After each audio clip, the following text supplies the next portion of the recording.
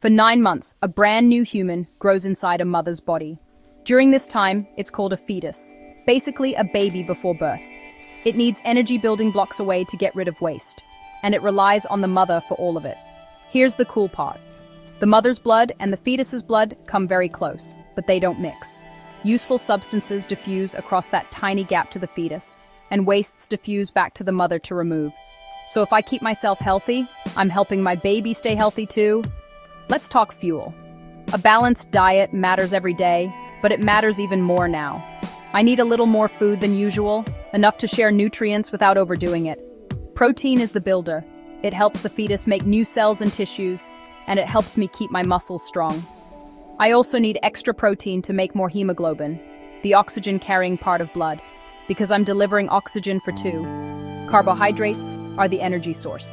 My cells and the fetus's cells use glucose plus oxygen to release energy.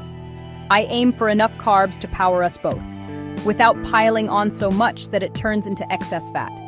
Vitamins and minerals are the tiny giants. Iron helps build hemoglobin, so I focus on iron-rich foods, and if my doctor recommends it, I take an iron supplement. Calcium supports the baby's growing bones and protects my own bones and teeth. And I keep vitamins steady through colorful fruits, vegetables, and fortified foods. Now, the don'ts.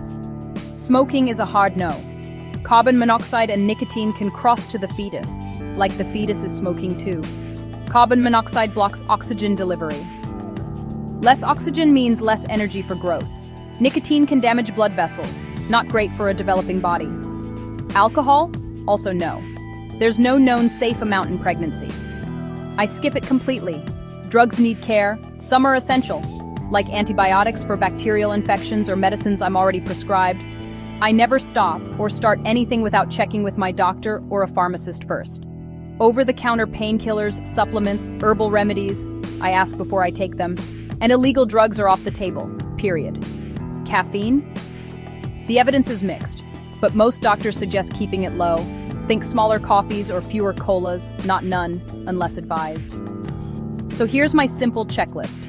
Eat balanced meals with extra protein, smart carbs, and plenty of iron, calcium, and vitamins.